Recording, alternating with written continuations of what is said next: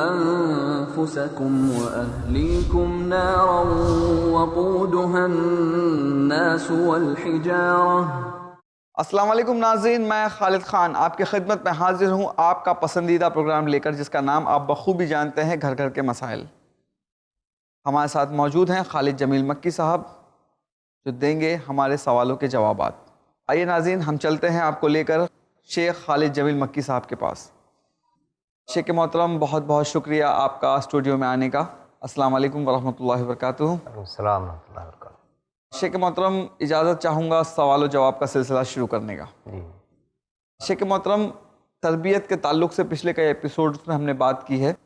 شیخ محترم، کیا اللہ کے رسول صلی اللہ علیہ وسلم کی کوئی ایسی خاص حدیث ہے والدین کے لیے تربیت کے اوپر؟ دیکھیے، اس سے پہلے جو سوالات اور جوابات کا سلسلہ تھا، اس میں تربیت کے حوالے سے بہت ساری باتیں آ چکی ہیں۔ آپ کی زندگی ہمارے لیے اسوہ اور نمونہ ہے، جی ہاں، اور آپ نے جا بجا موقع بموقع جیسا رہا ہے ایسا بچوں کو تربیت کرتے رہے ہیں۔ جی جیسے حضرت عبداللہ بن عمر رضی اللہ تعالیٰ عنہ یا حضرت عبداللہ بن عباس رضی اللہ تعالیٰ عنہ، یہ وہ صحابہ کرام ہیں جن کو اللہ کے نبی صلی اللہ علیہ وسلم نے کبھی کھانا کھاتے وقت کہ کھانے کے دوران تشت میں ہاتھ ادھر ادھر جا رہا تو آپ نے ان کو بتایا کہ بھائی دیکھو، بسم اللہ کرو، دائیں ہاتھ سے کھاؤ، تمہارے سامنے جو کھانا ہے وہاں سے کھاؤ۔ ایسی اللہ کے نبی صلی اللہ علیہ وسلم نے اور صحابہ کرام کو کہ احفظ اللہ یحفظک، اس موقع سے بھی آپ صلی اللہ علیہ وسلم نے ان کو بہت ساری چیزیں بتلائیں اور انہیں سکھلائیں۔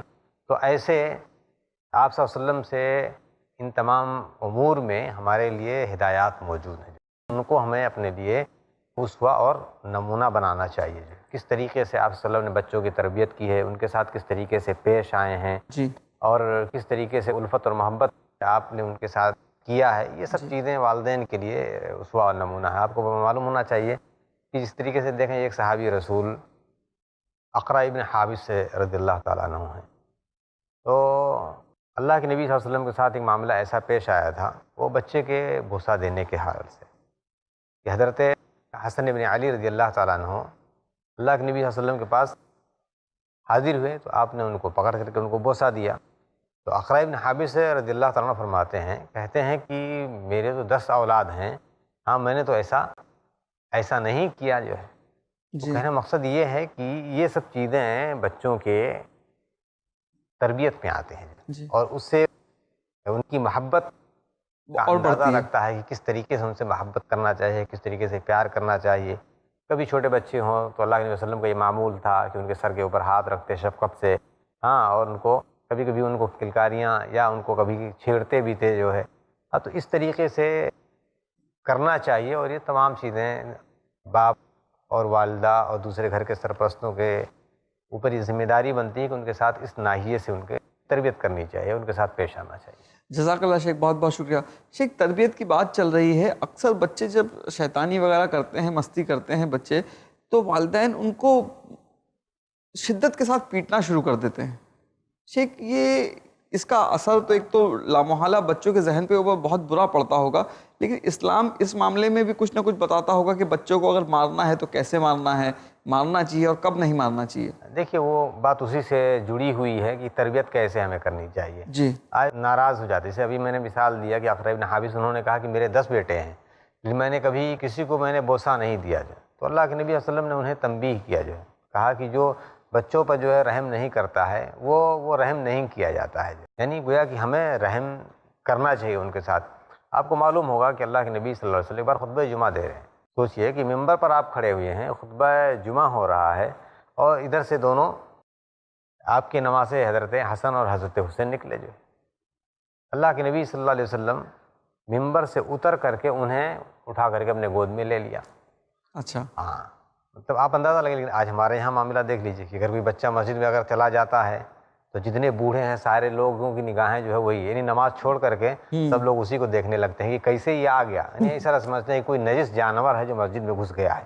آج یہ کیفیات ہیں۔ بچے اگر کہیں صف میں کھڑے ہو جاتے ہیں تو کھینچ کھانچ کر کے ان کو باہر نکال دیتے۔ بعد مسجدوں کے اندر تو بورڈ لگا دیا گیا کہ بچوں کا آنا ممنوع ہے، اللہ کے نبی صلی اللہ علیہ وسلم نماز پڑھ رہے ہیں اور آپ کے اپنے بیٹی ہے امامہ کو، امامہ بنت زینب کو اللہ کے نبی صلی اللہ علیہ وسلم نے گود اٹھا کر کے آپ نماز پڑھ رہے ہیں، رکوع میں جاتے ہیں، سجدے میں جاتے ہیں۔ حضرت حسن حسین کا معاملہ کتنا عجیب ہے کہ اللہ کے نبی سجدے میں گئے اور آپ صلی اللہ علیہ وسلم جو ہے کہ پیٹھ کے اوپر وہ دونوں بچے چڑھ گئے، اور آپ اس وقت تک سجدے میں رہے کہ جب تک کہ ان لوگوں کو اطمینان نہیں ہو جاتا ہے۔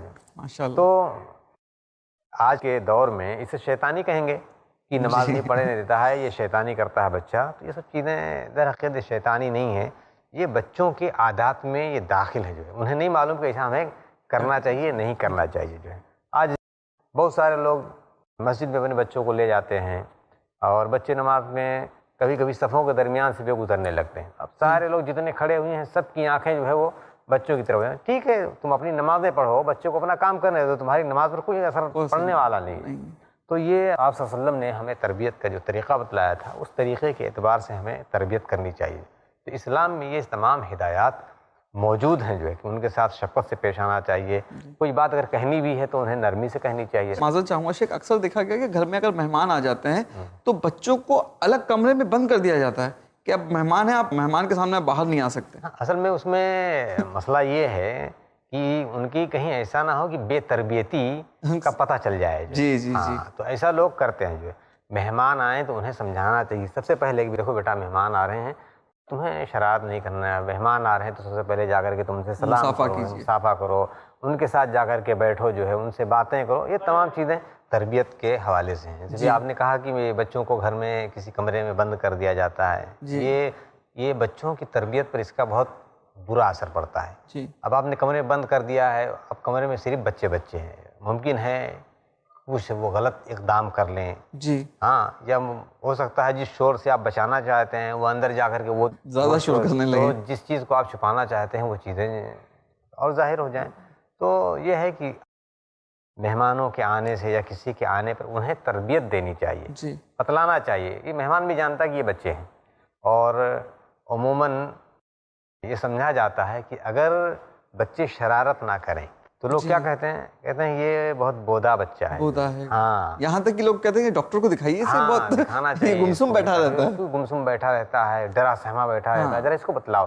تو یہ تو ہونا چاہیے ماں باپ کو کہ وہ تھوڑا سا لوگ آئیں تو فرنک رہیں، ان کے ساتھ بیٹھیں، ان کے ساتھ باتیں کریں اور آزادی کے ساتھ اپنا اظہار خیال کریں وہ، اور مہمانوں کا دل بھی بہل جائے گا، بچے رہیں کچھ باتیں کریں گے، سوال کریں گے، ورنہ گمسم بیچارے مہمان بھی بیٹھے رہتے ہیں، تو یہ طریقہ درست نہیں لگتا ہے۔ جزاک اللہ شیخ، بہت بہت شکریہ۔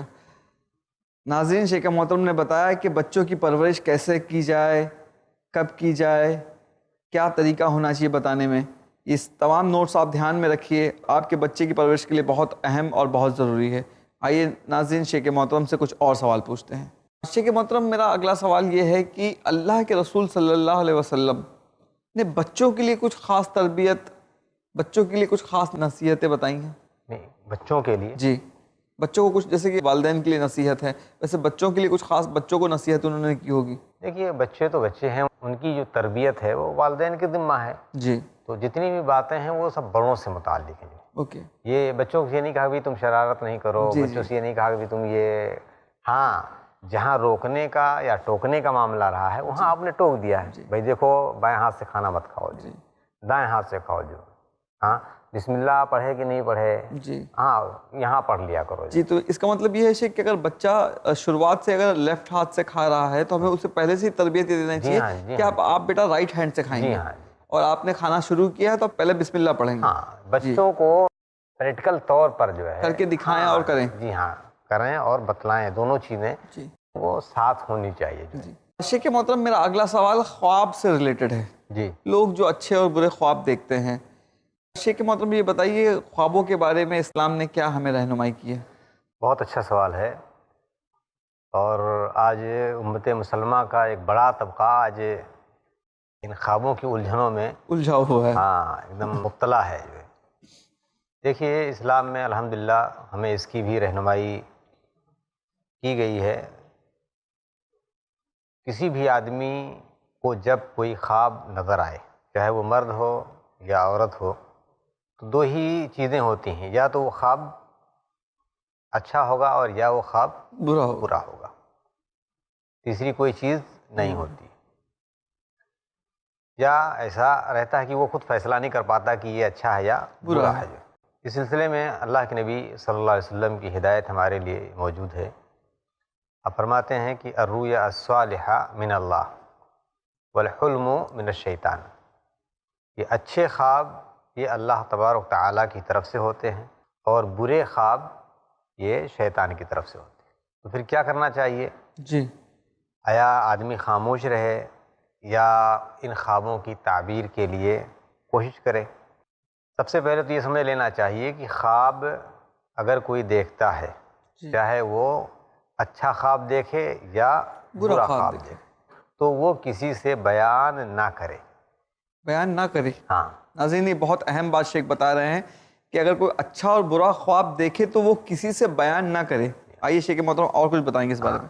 جی شیخ۔ یعنی اچھا دیکھے یا برا دیکھے تو اس کا ادب یہ ہے کہ وہ کسی سے بیان نہ کرے۔ لیکن شیخ عموماً یہ ہوتا ہے کہ لوگ صبح اٹھتے ہی سب سے پہلے لوگوں کو بتانا شروع کر دیتے ہیں۔ جی ہاں، رہا مسئلہ اچھے خواب کا کہ اگر کوئی آدمی سمجھتا ہے کہ اسے بتانا ہی چاہیے، جی، اور جب تک نہیں بتا لیں گے تو اس کے دل کو اطمینان نہیں ہوتا ہے، اور اسی لیے اللہ کے نبی صلی اللہ علیہ وسلم جب آپ باحیات تھے تو صبح صبح صحابہ کرام سے پوچھتے بھی آج کس نے کیا خواب دیکھا، اللہ کے رسول صلی اللہ علیہ وسلم پوچھتے تھے یہ۔ پوچھتے تھے جو ہے، جی۔ اور پھر اس خواب کی تعبیر آپ بتلایا کرتے تھے جو ہے۔ لیکن اب اس زمانے میں تو ایسے شاذ لوگ ہیں جو خوابوں کی تعبیر سے لوگوں کو آگاہ کرتے ہیں، اور نبی جو تعبیر بتلاتا تھا جی، تو اس میں تو کوئی گنجائش نہیں تھی۔ نہیں رہتی تھی۔ آج کا کوئی اگر عالم یا کوئی آدمی بتلاتا ہے تو اس میں ممکن ہے کہ اس کا وقوع ہو اور ممکن ہے کہ اس کا وقوع نہ ہو۔ لیکن اگر آج کسی نے کہہ دیا کہ بھئی آج آپ نے خواب یہ دیکھا ہے اور یہ ایسا رہے گا، تو وہ اس کو مٹھی سے باندھ کر کے وہ رکھ لیتا ہے کہ نہیں آج ایسے ہی ہوگا ہی جو ہے۔ تو اولاً تو یہ ہے کہ اپنے خواب کا کسی سے تذکرہ نہ کرے، لیکن اگر وہ تذکرہ کرتا ہے اپنے اچھے خواب کا تو کسی اپنے خیر خواہ سے کرے، جی، جو اس کے بارے میں اچھا سوچنے والا ہے یا اچھا کرنے والا ہے، جو ایسے آدمی سے بیان کرے۔ یہ تو اچھے خواب کے تعلق سے۔ برا خواب اگر وہ دیکھتا ہے تو برے خواب کا ادب یہ ہے کہ آدمی اسے قطعی طور پر کسی سے بیان نہ کرے۔ خواب کی تعبیر بتانے والے سے بھی بیان نہ کرے؟ نہیں، اگر کسی کو سمجھتا ہے تو بتا سکتا ہے، تو وہ بتائے جو ہے، لیکن عام کسی آدمی سے اس کا تذکرہ نہ کرے۔ اس کے لیے چند چیزیں اللہ کے نبی صلی اللہ علیہ وسلم کی ہدایات موجود ہیں کہ وہ کیا کرنا چاہیے۔ مثال کے طور پر جب آدمی خواب دیکھتا ہے، برا خواب دیکھا، وہ ڈر گیا، بیدار ہو گیا، تو پھر اس کے لیے چند آداب میں نے ذکر کیے تھے درمیان میں، کہ آدمی اپنی کروٹیں بدل لے، اعوذ باللہ من الشیطان الرجیم پڑھ لے، 2 رکعت نماز ادا کر لے، وضو کر لے، حالات بدل لے، مطلب اس طرح سے وہ اس کے ذہن کے اندر جو چیزیں ہیں وہ زائل کر لے، اور اپنے ایمان کے اندر مضبوطی اور استحکام لائے کہ اللہ تبارک تعالیٰ ہی نفع نقصان کا مالک ہے، وہ چاہے گا تو کچھ ہوگا، اور اگر وہ نہیں چاہے گا تو کوئی چیز ہمیں نقصان نہیں پہنچا سکتی ہے۔ تو خوابوں کے تعلق سے آدمی کو اس حد تک محتاط رہنا چاہیے۔ جزاک اللہ شیخ، بہت بہت شکریہ۔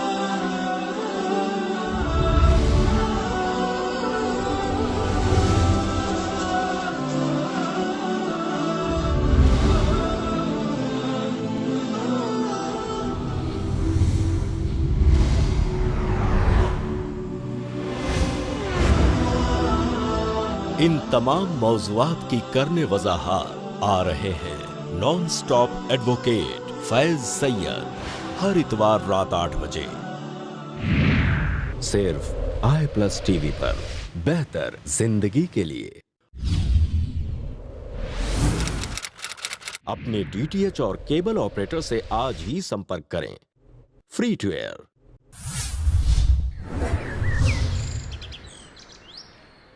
اسی سے ریلیٹڈ ایک اور سوال ہے. میں نے اکثر لوگوں کو دیکھا ہے صبح اٹھنے کے بعد نیوز پیپر میں سب سے پہلے وہ لوگ وہ پیج دیکھتے ہیں جس کے اندر وہ ایسٹرولوجی جو ہوتی ہے نا, ایسٹرولوجی میں ان کے نکشتر کیا ہیں, نجومی جو ہوتے ہیں.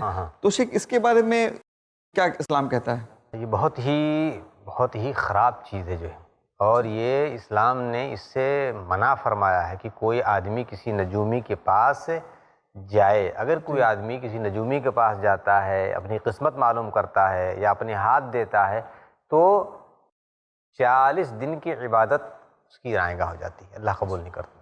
اوکے, تو شیخ ایسا ہے کہ آدمی اپنا ہاتھ اپنی لکیریں خود پڑھ سکتا ہے؟ وہ لوگ کہتے ہیں کہ ٹھیک ہے ہم دوسرے کے پاس نہیں جائیں گے, یہ ایک علم ہے اور ہم نے ایک کتابوں سے علم سیکھا ہے, ہم اپنا ہاتھ خود دیکھتے ہیں. جی, وہ یہاں مسئلہ وہی ہے کہ اولاً یہ ایک غلط چیز ہے. انسان کو اس چیز کے بارے میں کوئی بھی معلومات نہیں ہے, یعنی جان ہی نہیں سکتا ہے. اگر لوگوں کو ہاتھ دیکھ کر کے یا کسی چیز کو دیکھ کر کے اگر وہ یہ اندازہ لگ جائے کہ یہ ہونے والا ہے, تو پھر وہ اس کو گھر سے باہر نکلنے کی ضرورت ہی نہیں پڑے گی, بیٹھ کر کے اپنی قسمت وہیں بنائے گا, وہیں بگاڑے گا وہ چیزیں. اور عموماً شیخ میں نے دیکھا ہے کہ یہ جو لوگ ہاتھ دیکھتے ہیں اکثر اور بیشتر کچھ ایسی باتیں بتاتے ہیں لوگوں کو جو ہر 2-4 اچھائیاں ہر کسی میں موجود ہوتی ہیں. آپ لوگوں کا بھلا کرتے ہیں, آپ کا بھلا کوئی نہیں کرتا. اس سے شاید لوگوں کو اپنی طرف اصل میں پہلے کچھ چند سوالات, ایسے لوگوں کے کچھ سوالات ہوتے ہیں. جی ہاں, مجھے معلوم ہے کہ دلی میں دوران تعلیم ہم بس بدل کر کے جاتے تھے. ہمدرد یونیورسٹی جب جانا رہتا تھا تو بس بدلتے تھے. جی, تو جہاں بس بدلتے تھے وہاں پر ایک نجومی بیٹھتا تھا صبح بالکل. جی, تو بہت سارے, جیسے آپ نے بتایا کہ صبح اٹھ کر کے لوگ اس کے پاس بیٹھ جاتے, بس کا انتظار کر رہے ہیں, نہیں آ رہی تو لوگ وہ ہے یہی کام کر لے رہے ہیں. تو بہت ساری چیز, سب سے پہلے جب کوئی آدمی بیٹھتا اس کے پاس تو وہی چند سوالات پہلے کرتا, تو اس سے اس کا پورا بیک گراؤنڈ اسے معلوم ہو جاتا. پھر وہ کرتا, جیسے آپ نے کہا کہ پھر وہ اس طریقے کے سوالات کرتا, بھائی آپ یہ کام کرتے ہو, آپ کے جو ہے کچھ دشمن ہیں, ہاں آپ جو کام کرتے ہو آپ کا کام پورا نہیں ہوتا ہے. تو یہ سب چیزیں پہلے وہ معلوم کر لیتے, بھائی آپ کام کر رہے ہو کہ نہیں کر رہے ہو. تو اس کو اندازہ لگ جاتا تھا کہ یہ پریشان حال ہے, یہ اس کو کام نہیں ملا ہوا ہے, ہاں کہیں جاتا ہے تو نہیں ہوتا ہے. تو بہرحال چاہے آدمی خود اپنی قسمت معلوم کرنے کی کوشش کرے, اپنا ہاتھ خود دیکھے اس نیت کے ساتھ کہ اس میں خیر ہے یا شر ہے, یا کسی دوسرے کے پاس جائے, نجومی کے پاس جائے, تو اور یا پھر وہ جو ستاروں میں اپنا تلاش کرتے ہیں, یا اخباروں میں جیسے آپ نے دیکھا کہ بھئی یہ فلاں ہے, یہ سرطان ہے, تو یہ ہے, تو یہ ہے, ہاں نچھتر, ان تمام چیزوں کا اسلام میں کوئی تصور نہیں ہے. ہاں قل لن یصیبنا الا ما کتب اللہ لنا, اللہ تبارک تعالیٰ نے جو ہمارے لیے نصیب میں لکھ دیا ہے اس کے علاوہ کوئی چیز انسان کو نہیں پہنچتی ہے. جزاک اللہ شیخ. ناظرین, شیخ محترم نے بتایا اور مجھے ایک شعر یاد آ رہا ہے کہ اس شعر کے کچھ الفاظ ایسے ہیں کہ قسمت ان کی بھی ہوتی ہے جن کے ہاتھ نہیں ہوتے. تو آپ اپنی ہاتھ کی لکیروں میں اپنی قسمت نہ ڈھونڈیں, محنت کریں اور انشاءاللہ اللہ سے دعا کریں, آپ جو کام کر رہے ہیں اللہ تعالیٰ اس میں برکت دے گا. تو آئیے شیخ محترم سے ہم کچھ اور سوالات پوچھتے ہیں. شیخ محترم, میرا اگلا سوال لین دین کے تعلق سے ہے. اکثر معاشرے میں لین دین کے تعلق سے جھگڑے اور فساد آپس میں 2 بھائیوں میں, 2 دوستوں میں ہوتے ہیں. تو شیخ اسلام اس تعلق سے کیا رہنمائی کرتا ہے؟ لین دین اگر ایک دوسرے سے پیسے کی جائے یا کسی اور چیز کی جائے تو اس کی کیا صورت ہونی چاہیے, وہ کیسے لین دین کریں؟ اسلام میں تمام چیزوں کی ہدایات الحمدللہ موجود ہیں. سب سے پہلے تو یہ دیکھنا چاہیے کہ وہ کون سی چیز کا لین دین کر رہے ہیں. جی, آیا وہ جائز عمل ہے یا وہ ناجائز ہے.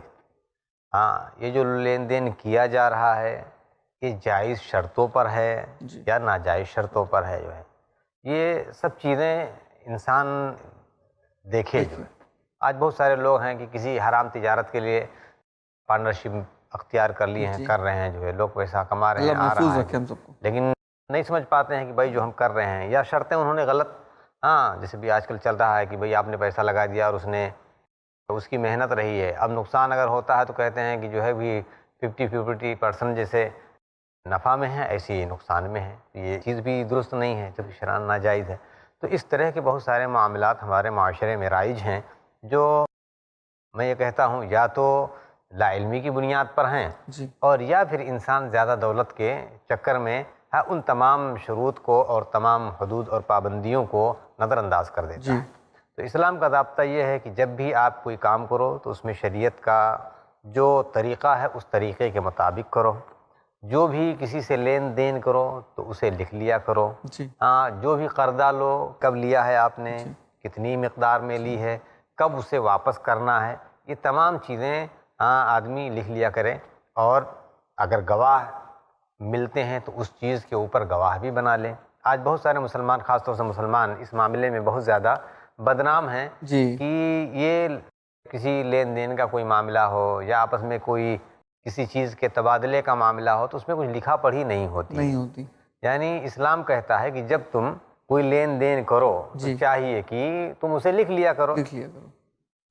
اللہ فرماتے ہیں یا ایھا الذین آمنوا اذا تداینتم بدین الی اجل مسمی فاکتبوا، جی کہ جب تم کوئی لین دین کرو تو تم لکھ لو۔ یہاں مومنوں کو خطاب کیا جا رہا ہے کہ اے ایمان والو، جب تم لین دین کرو تو تم لکھ لیا کرو۔ قرضے کا کوئی معاملہ ہو تو اسے لکھ لیا کرو۔ لیکن آج ہمارا ایمان اتنا ہے، کہتے ہیں کہ اگر آپ نے کسی سے کہا بھی ذرا لکھ لیں تو کہے گا ارے اتنا بھی بھروسہ نہیں ہے آپ پر۔ یہ میں بات بولنے والا تھا۔ جی ہاں، تو آج اس طرح سے یعنی لوگ اس چیز کو ایمان سے تولنے لگے، جس چیز کو اسلام نے کہا ہے اس چیز کو اپنے ایمان سے تولنے کی کوشش کرتے ہیں، اور اسی بنیاد پر آج دھوکے ہوتے ہیں۔ اگر جو آپ کہہ رہے ہیں اور میں سمجھ رہا ہوں، اگر آپس میں ایک دو بھائی بھی لین دین کریں تو انہیں بھی لکھ لینا چاہیے۔ جی ہاں جی ہاں جی ہاں۔ آج آپ دیکھیں گے جو خاص طور سے ابھی ہم لوگوں جو معاملہ چل رہا تھا کہ جوائننگ فیملی سسٹم، آج اس سسٹم کے اندر آج بہت ساری چیزیں ہیں کہ ایک بھائی ہے وہ اپنا کاروبار کرتا ہے، اس میں کسی کی کوئی شراکت نہیں ہے۔ جی ایک ہے جو یہ دیکھ رہا ہے کہ میرا بھائی کما رہا ہے، آرام سے عیش کی زندگی گزارتا ہے، جی جب وہ کچھ بنا لیا اس کے بعد کہتا بھائی اس میں ہمارا بھی حق ہے۔ حق ہے۔ ہاں، تو اس کی بھی غلطی تھی کہ اس نے پہلے یہ نہیں بتلایا کہ بھائی دیکھو یہ جو میں کام کر رہا ہوں، اگر تم اس میں شریک ہونا چاہتے تو شریک ہو، اگر نہیں شریک ہونا چاہتے تو تمہیں اس میں کوئی حصہ داری نہیں ہے جو ہے۔ یہاں تک کہ باپ سے بھی اگر کوئی معاملہ کرے تو بھی لکھنا چاہیے، اس لیے کہ باپ کی پراپرٹی الگ ہے، بیٹے کی پراپرٹی الگ ہے۔ باپ کی وفات ہوگی تو سارے بیٹے اس کے اندر وارث ہوں گے، بیٹے کی اگر وفات ہوتی ہے تو اس کی اپنی اولاد وارث ہوگی۔ ہاں، لیکن آج ہمارے ہاں معاملات واضح نہ ہونے کی صورت میں آج بہت سارے مشاکل ہمارے یہاں پیدا ہو گئے ہیں، اور جو دو بھائی جو ایک ماں کے بطن سے پیدا ہوتے ہیں آج اس پہ کتنی دوریاں ہو گئی کہ دشمنی سے زیادہ جو ہے وہ بڑے دشمن بن گئے۔ جزاک اللہ شیخ، بہت بہت شکریہ۔ ناظرین، شیخ محترم نے جو بہت ہی زبردست اور اہم نقطہ بتایا ہے، ہمارے معاشرے میں جو ہونے والے فسادات ہیں لین دین کی وجہ سے جو ہوتے ہیں، اس میں کوئی بھی اعتراض کی بات نہیں ہے۔ اگر آپ بھائی بھی آپس میں لین دین کرتے ہیں، اور کرنا بھی چاہیے، لین دین کرتے ہیں تو اسے لکھ لیں۔ لکھنے کے دو فائدے ہیں، ایک تو آپ اللہ اور اس کے رسول کے احکام پر عمل کرتے ہیں، دوسرا اگر کوئی بھول جاتا ہے تو آپ اسے دکھا سکتے ہیں ایز اے پروف کہ نہیں میرے بھائی یہ لین دین ہمارے اور آپ کے بیچ ہوا تھا، اس کا یہ پروف ہے۔ اس سے بات سلجھ جائے گی اور آسانی ہو جائے گی، اور اس میں آپ گواہ بھی رکھیں۔ بہت اچھی بات ہے شیخ محترم کی۔ آئیے ناظرین، شیخ محترم سے اسی طرح کے کچھ اور سوالات پوچھتے ہیں جو فائدہ پہنچائیں گے ہمیں اور آپ کو۔ شیخ محترم، میرا اگلا سوال آپ سے یہ ہے، بچوں کے تعلق سے شیخ یہ سوال ہے کہ کچھ لوگوں کے بچے نہیں ہوتے ہیں، بچے نہ ہونے کے عوض میں وہ لوگ منتیں مانگتے ہیں، نذریں مانگتے ہیں، تو شیخ یہ منتیں مانگنا اور نذریں رکھنا یہ کیا ہے؟ اسلام اس کی اجازت دیتا ہے؟ بے شک نظر ماننا یہ عبادت ہے جو ہے۔ نظر ماننا عبادت ہے؟ جی ہاں جی۔ اور وہ لوگ جو نظر مان کر پورا کرتے ہیں جی وہ لائق تعریف ہیں۔ اللہ تعالیٰ نے قرآن مجید میں ان کے بارے میں فرمایا کہ یوفون بالنذر، اچھا، کہ وہ لوگ نظروں کو پورا کرتے ہیں۔ لیکن یہاں جاننے کی ضرورت ہے، اور آج اس مسئلے میں امت مسلمہ بہت زیادہ وہ کنفیوژن کی شکار ہے جو ہے، اچھا، اور ایسی نظریں مان جاتے ہیں لوگ کہ آپ سوچ نہیں سکتے۔ علماء نے نظر کی 3 قسمیں بیان کی، یعنی شریعت مطہرہ کے تمام قرآن اور احادیث کی آیتوں کو جمع کر کے جب غور کیا گیا تو اس میں نظر کی 3 صورتیں بنتی۔ ایک نظر عبادت ہے، اور ایک نظر مجادات ہے، جی، بدلے کی نظر ہے، اور ایک نظر معادات ہے۔ یہ 3 نظر کی قسمیں ہیں۔ نظر عبادہ یہ ہے کہ آدمی یوں ہی ایسی نظر مان لے کہ انشاءاللہ میں عمرے پہ جاؤں گا، جی ہاں انشاءاللہ میں فلاں مہینے میں 10 روزے رکھوں گا جی، یا فلاں مسکین کو میں اتنا کھانا کھلاؤں گا یا اس کو اتنا عطیہ کروں گا، ہدیہ دوں گا. جی اس طرح کی کوئی چیز انسان عبادت کے نظریے سے نیت کر لیتا ہے. جی تو یہ نظر یہ محمود اور پسندیدہ ہے، یہ عبادت ہے، نظر عبادت ہے یہ، اور اسے پورا کرنا ہی چاہیے. جی جیسے حضرت مریم نے انی نذرت للرحمن صوما، جی کہ میں نے اللہ تعالیٰ کے لیے روزے کی نیت کی ہے. انہوں نے کسی چیز کے بدلے میں نہیں. جو میں دوسری قسم بیان کرنے جا رہا ہوں وہ وہی ہے، یعنی بدلے کی نظر. جو میرا بیٹا امتحان میں پاس ہو جائے گا تو میں 10 دن کے روزے رکھوں گی یا رکھوں گا. میں سروس پہ جوائن ہو گیا تو میں 1 بکرا صدقہ کروں گا. تو یہ گویا اللہ تعالیٰ سے ایک طرح سے سودا ہے یہ. جی ہاں، اور اللہ کے نبی صلی اللہ علیہ وسلم نے منع فرمایا ہے کہ لا تنظروا فإن النظر لا یغنی من القدر شیئا. جی یہ نظر مت مانو. اچھا، اللہ نے جو تقدیر میں لکھی ہے تمہاری یہ نظر اس کو بدل نہیں سکتی. سکتی. لیکن اگر مان لیا ہے تو پورا کرنا ہے، چاہے وہ کام ہو یا نہ ہو. چاہے نہ ہو. جو ہے وہ اس وجہ سے کہ وہ نظر بدلے والی نظر سے نظر عبادت میں چلی جائے گی. جی جی تو آدمی کو جو ہے وہ ثواب ملے گا. اور ایک نظر جو تیسری قسم ہے وہ عداوت و دشمنی کی ہے. ہاں یعنی اللہ سے دشمنی جو ہے، اچھا اللہ سے عداوت جو ہے. وہ عداوت کیا ہو سکتی ہے؟ کوئی ایسی نظر مان لے کہ میں کسی ایسی جگہ جاؤں گا جہاں پر جانا انسان کے لیے جائز نہیں ہے. میں نام نہیں لینا چاہتا جی کہ فلاں جگہ میں جاؤں گا جی جہاں انسان کے لیے جائز نہیں. تو یہ اولاً تو اس جگہ کی نیت کر کے جانا آدمی کے لیے ضرورت نہیں ہے، اور یہ مخالفت ہے. یا کوئی ایسی نظر مان لے کہ میں پیدل حج کرنے جاؤں گا. جی تو آپ صلی اللہ علیہ وسلم نے ان تمام چیزوں سے منع فرمایا ہے کہ یہ انسان کو اپنے آپ کو تکلیف میں ڈالنا یا اللہ کی دشمنی میں مول لینا کہ میں اگلے مہینے 1 بکرا ذبح کروں گا، فلاں کے نام پر ذبح کروں گا. اس طرح سے لوگ نیت کر لیتے ہیں. تو یہ چیز جائز نہیں ہے. قربانی صرف اللہ تبارک تعالیٰ کے لیے ہے. جزاک اللہ شیخ. جزاک اللہ شیخ، بہت بہت شکریہ آپ کا ہمارے اسٹوڈیو میں آنے کا، ہمارے سوالوں کے جواب دینے کا، ناظرین کو مطمئن کرنے کا. اللہ تعالیٰ سے میں دعا کرتا ہوں کہ آپ نے جو رہنمائی ہمیں بتائی ہیں قرآن اور حدیث کی روشنی میں، ڈیفینیٹلی وہ ہمارے ناظرین کو سمجھ میں آ گئی ہوں گی اور ان کے اوپر وہ عمل کرنے کی کوشش کریں گے. ناظرین، اسی کے ساتھ ہمارا یہ پروگرام یہیں پر ختم ہوتا ہے. انشاءاللہ میں دعا کرتا ہوں اللہ تعالیٰ سے کہ شیخ محترم نے جو بھی ہمیں کچھ بتایا ہے، جو کچھ سکھایا ہے، اس پہ عمل کرنے کی ہمیں توفیق دے اور ہم اس پہ ضرور عمل کریں. السلام علیکم ورحمۃ اللہ وبرکاتہ. يا أيها الذين آمنوا قوا أنفسكم وأهليكم نارا وقودها الناس والحجارة